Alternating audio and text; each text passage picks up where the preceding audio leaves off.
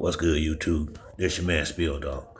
A lot of y'all dudes gonna have to realize that Brian Norman is the welterweight champion, not Devin Haney, and Devin Haney and his father don't get to call the shots. They got to kind of go with the way the champion want to do things, and maybe they ain't used to it, but maybe they finna have to learn how or pull out the fight. If I'm Brian Norman Jr., I'm not gonna jump when you say jump either.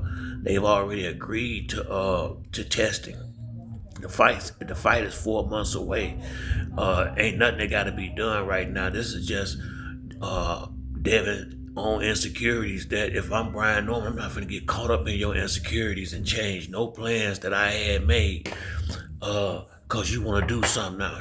You gotta wait, dude.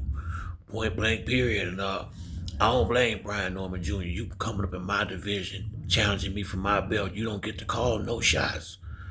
You don't call no shots. You better be lucky that I'm gonna fight you. You the one want the belt. He got the belt.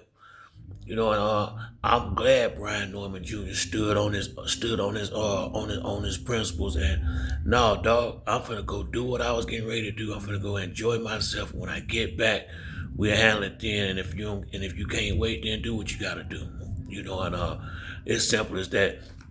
In my mind, this is just a way for Devin them to get out the fight. That's all I can think this is, dude. Because it ain't been not one thought of this man being dirty. He just had a fight. I'm quite sure if he was dirty, something would have probably came up. It ain't nothing in his career that I've heard of that associate with him doing nothing dirty.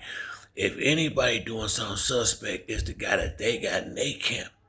Y'all dealing with the shady dude. That's the crazy part about it. Y'all got the shady motherfucker on y'all side trying to call somebody else dirty.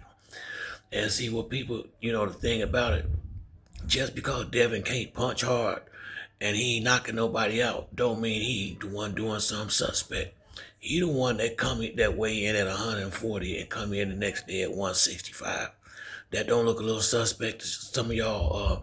Go look how much bigger he was than Lomachenko when they fought. Just go look at his last few fights since dude been over there with them. And look how much bigger he was than Regis Prograis, how much bigger he was than Lomachenko. I think that's why Ryan Garcia did what he did, because they already see Devin coming in there. He weighing in at 140, coming into the fight, 165. I'm coming in heavy too. I don't blame Ryan in that respect. See, people don't want to bring that part of it up. Yeah, Devin might be making weight, but what is he doing? Maybe he got a little trick up his sleeve. Anytime a dude can be 140 and the very next night eat 165. Shit, man. That don't look a little concerning to some of y'all, so if anybody need to be looked at twice, it's them. And once again, only reason why people don't suspect Devin or nothing because he can't punch. He don't punch with, he don't have no power behind his shots. That ain't the only, punching power ain't the only reason why people do stuff like that. And let's just keep it real. Some people do it for endurance, all type of different reasons why people do that kind of thing right there. And once again, people, I think just because the fact of him not hitting hard, people don't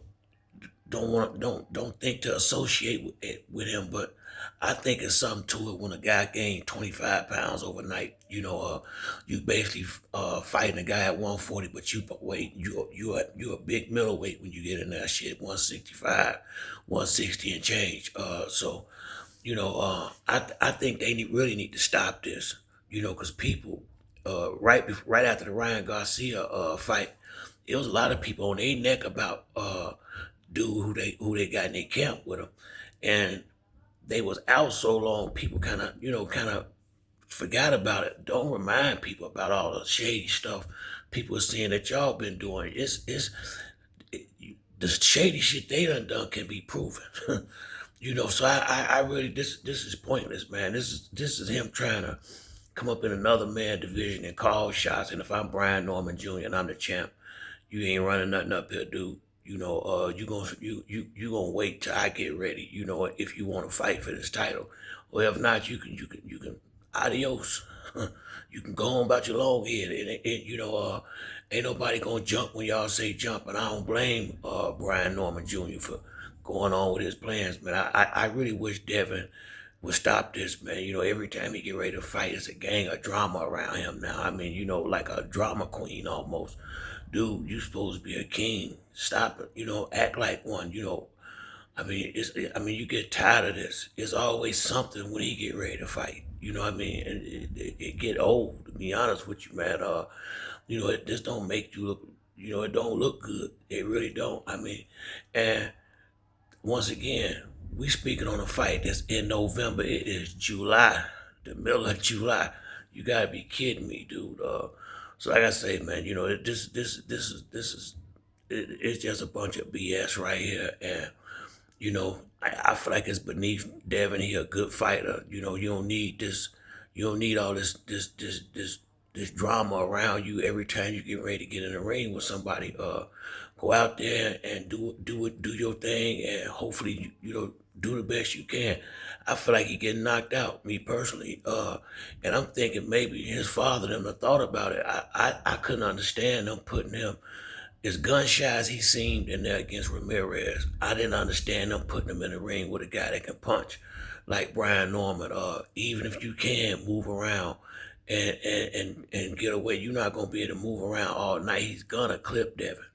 If just go watch Devin fights when he fight good fighters between round 7 and 10. He always get clipped good at least once or twice in the middle rounds. All it takes is one good one from a guy puncher like Brian Norman, and this fight is over with. So, like I say, man, you know, I want to respect him for taking a big risk.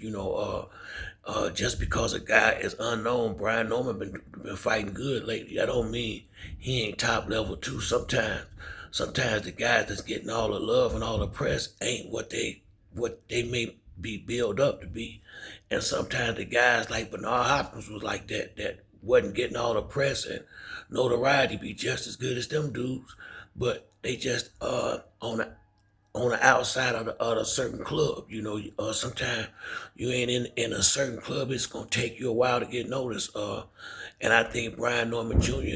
I think when he won his title, I think they brought him in there to lose that night, and he did like Danny Garcia was doing, winning fights that they expected him to lose, and got and earned his way up in here to be able to have a big fight like this. And once again, yeah, Devin, you might be the bigger name, but you ain't got no strap.